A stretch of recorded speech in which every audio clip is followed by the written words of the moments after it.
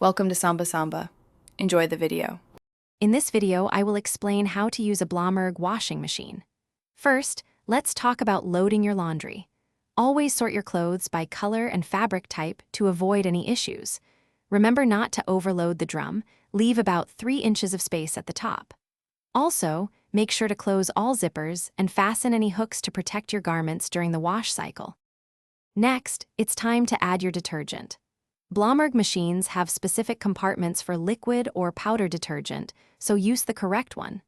If you like, you can also add fabric softener to its designated drawer for extra freshness. Always check your detergent packaging for the recommended amount to ensure a clean and efficient wash, typically around 50 milliliters for a standard load. Now, let's choose the right wash program.